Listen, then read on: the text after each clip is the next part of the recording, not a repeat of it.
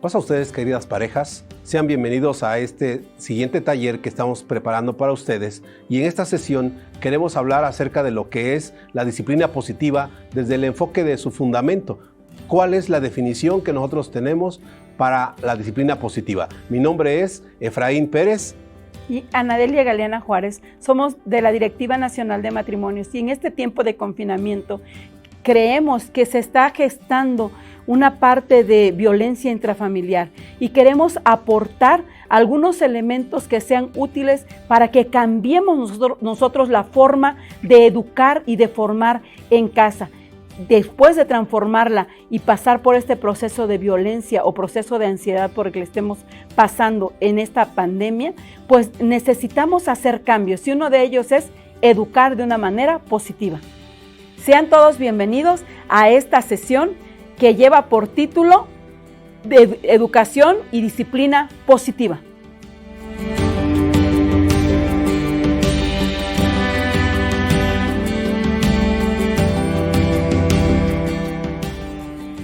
En esta primera sesión de este taller que hemos preparado para ustedes, queremos abordar como Sociedad Nacional de Matrimonios el tema especial para ustedes que se denomina disciplina positiva. Y quiero decirles que este taller está constituido por dos temas. Una en la que veremos qué es la disciplina positiva y cómo podemos tener acceso a ella, cómo podemos desarrollarla. Y segundo, la estructura de hacer una disciplina positiva y la efectividad de esto. Mi nombre es Anadelia Galeana Juárez. Y Efraín Isaac Pérez. Como líderes nacionales de matrimonio, queremos otorgar esta herramienta que pueda ayudarles a dirigir a su familia desde la trinchera del matrimonio, educando a sus hijos de una manera apropiada, conforme a lo que la palabra de Dios ha establecido. Y bueno, ¿qué vamos a aprender nosotros en este taller? Cosas muy interesantes, porque nos hemos quejado mucho de que nadie nos ha enseñado a ser padres.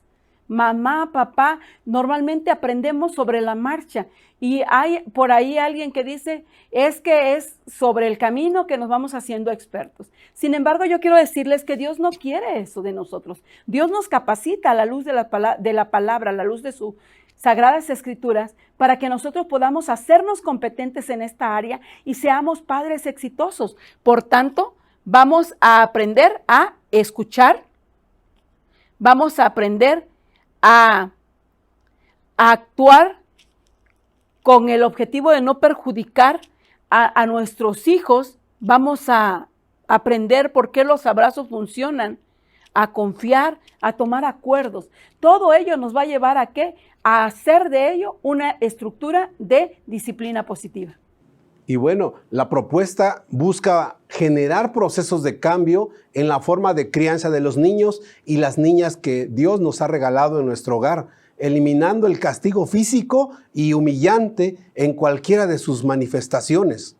¿Cuántos de nosotros fuimos criados así? ¿A cuántos de nosotros no nos amenazaron de esa forma?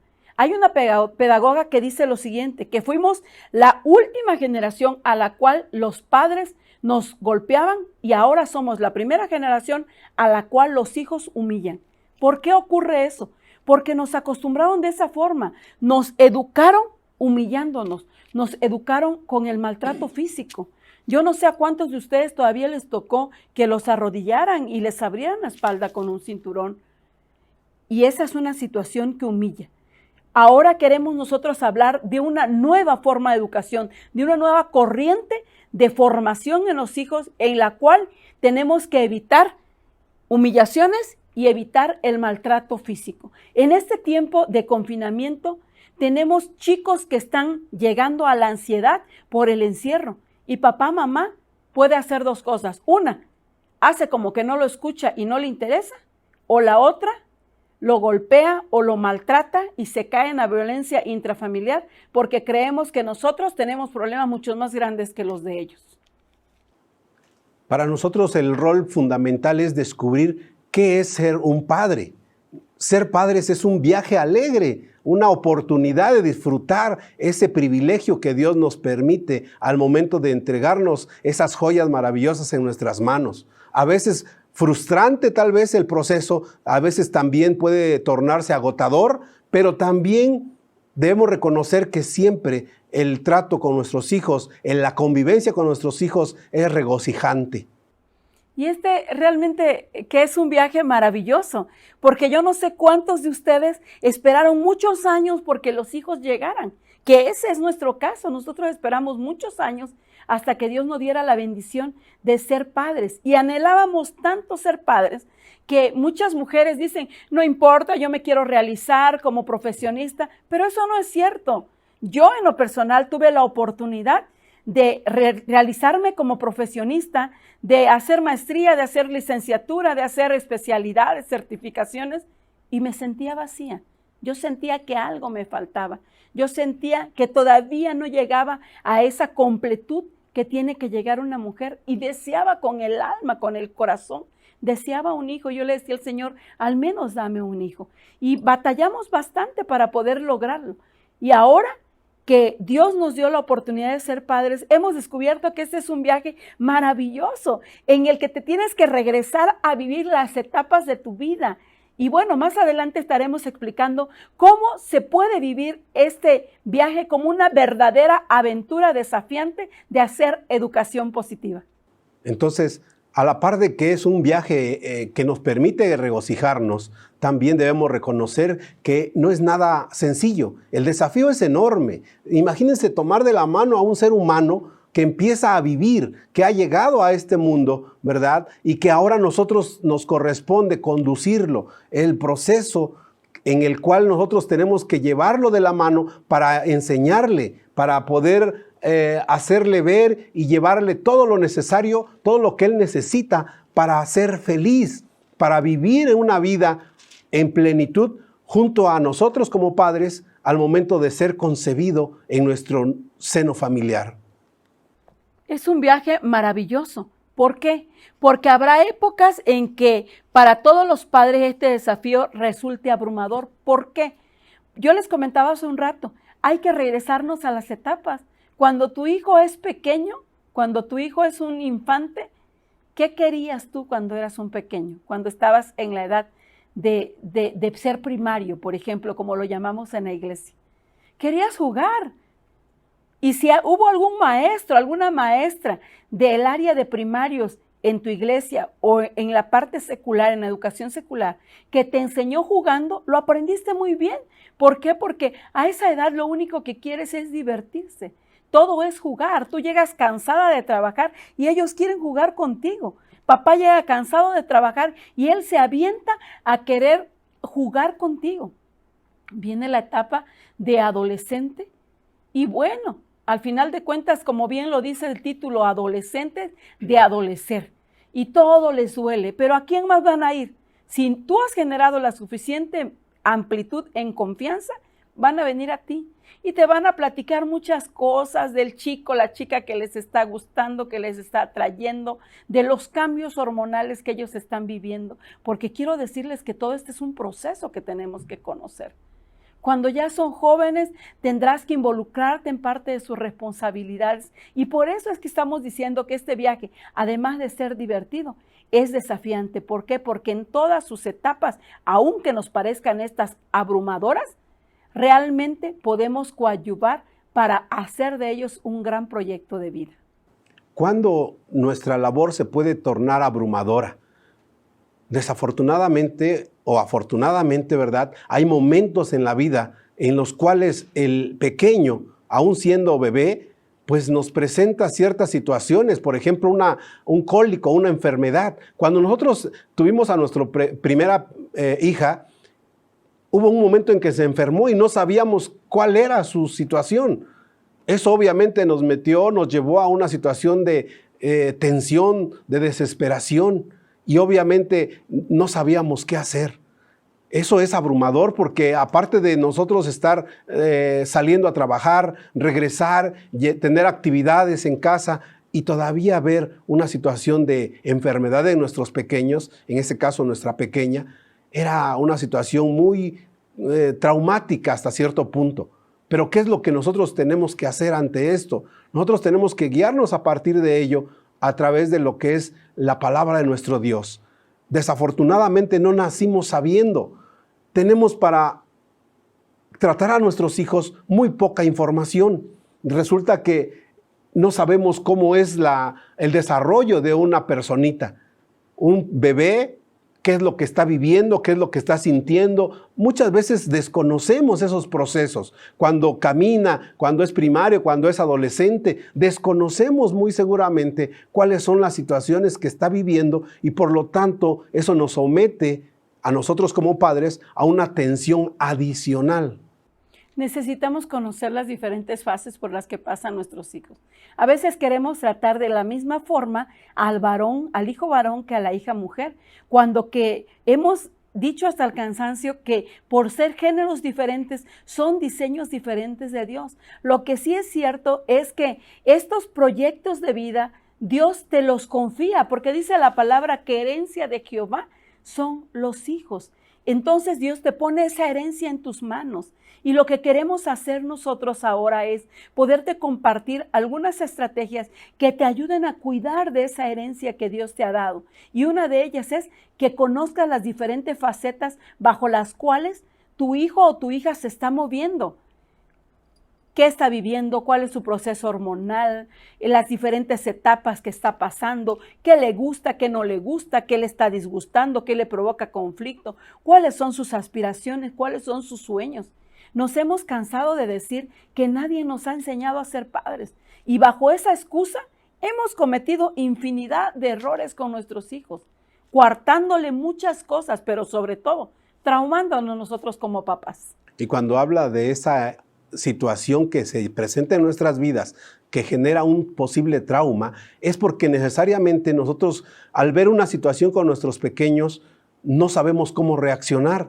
A lo mejor reaccionamos de manera impulsiva, ¿verdad? Y eso genera o desencadena una reacción que puede tornarse incluso agresiva.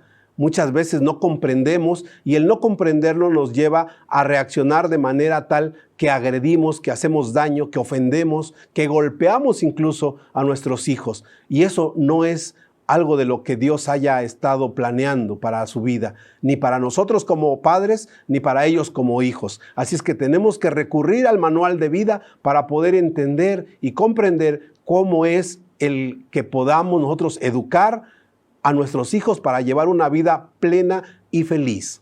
Definitivamente que en esa autoridad de padre o madre y en la jerarquía en la que se mueven nuestros hijos, muchas veces decimos, ¿por qué? Porque soy tu madre, porque soy tu padre, porque yo mantengo esta casa. Quiero decirles, hermanos, que actualmente esos argumentos ya no son válidos.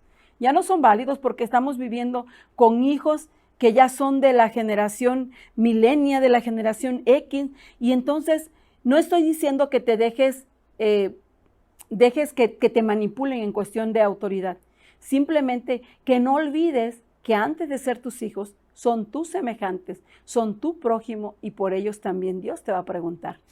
Entonces, si bien nosotros podemos sentir una serie de frustraciones, de desesperanzas o incluso de formas de no poder controlar o conducir a nuestros hijos, existe otro camino y ese camino se llama disciplina positiva. ¿Qué significa eso de hacer disciplina positiva?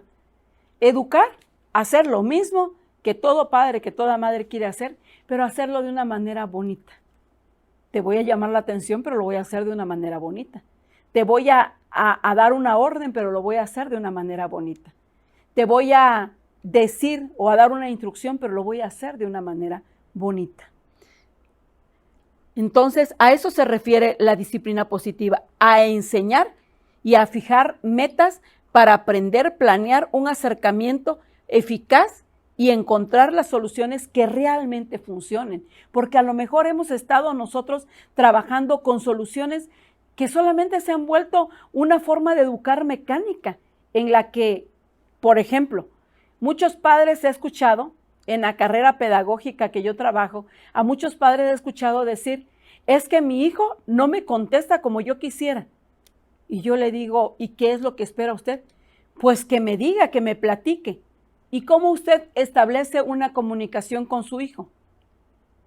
Pues normalmente llego, le pregunto, ¿fuiste a la escuela? Sí. ¿Qué hiciste? Pues hice todas mis tareas, entré a mis clases. ¿Qué comiste? No, pues me comí una torta de jamón con un jugo. ¿A qué hora llegaste? A las 3 de la tarde. ¿Qué más hiciste? Te fuiste a fútbol. Le di de comer al perro. Y yo le digo a los papás, es que eso no es una comunicación la que usted está estableciendo con su hijo. Ese es un buzón de información. Usted, papá, está queriendo, ¿qué? Sacar información de un almacén llamado hijo. Y ahí no hay ningún vínculo de comunicación.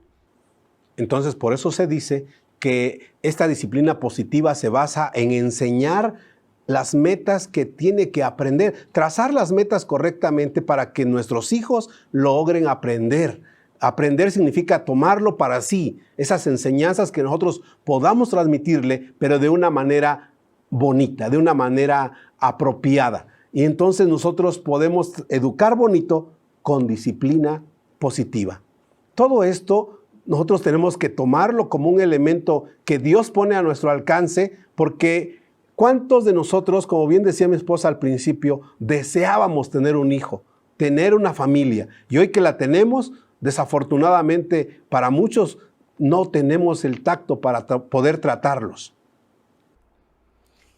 Los niños tienen derecho a la protección contra toda forma de violencia. Esa es una ley. Esa es una ley.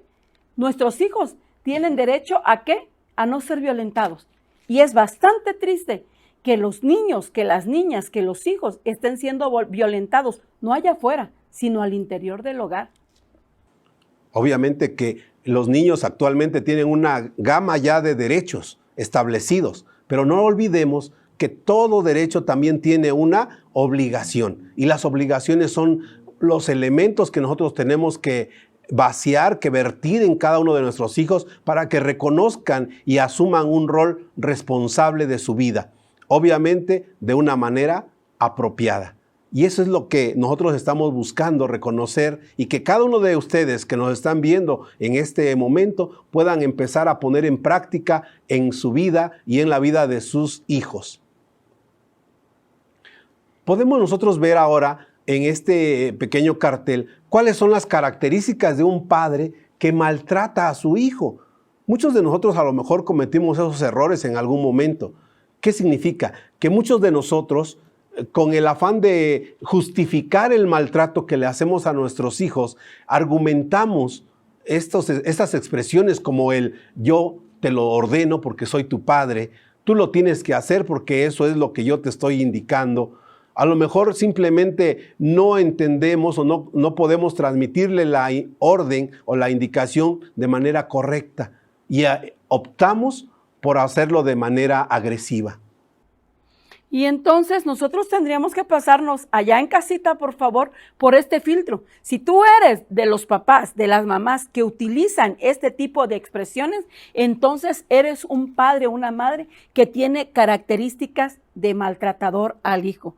Lo hago por tu bien, a mí me educaron así me funcionó, así le funcionó a mi papá y mira ahora yo soy una persona emprendedora, yo soy una persona de éxito. Debes hacerlo porque yo lo digo, porque para eso eres mi hijo, ¿verdad? Actúas así solo para molestarme, no tenemos quien nos ayude, por lo tanto lo tienes que hacer tú. Es que no me siento bien. Y veamos que todos estos filtros por los que tú te tienes que pasar allá en casa, papá y mamá, tienen que ver más que con la forma de educar, más que buscando la educación de tu hijo, tienen que ver más que con tu sentir o el trauma que tú traes allá atrás. Me impresiona mucho cuando llegan madres a la institución para la cual yo trabajo y dicen, es que yo quisiera que mi hijo fuera doctor, por eso lo mando a la escuela, que estudie para que él haga una carrera. Y yo le digo, mamá, con la pena, yo quiero que usted se dé cuenta, madre de familia, y ahora lo quiero hablar con ustedes así, con la pena. ¿Usted quiere que su hijo sea doctor? Está vaciando su trauma, lo que usted quiso ser, en su hijo. Y si usted todavía está en edad, matricúlese en una escuela de medicina y deje a ese pobre chamaco que viva feliz, y que si a él le va a ser feliz un oficio y no una carrera, lo va a hacer de corazón y va a ser una persona de éxito, va a ser una persona con actitudes positivas. ¿Por qué? Porque le has dejado ser. Ahorita hablaremos de la parte de no caer en la línea, que es muy delgada, de ser permisivos.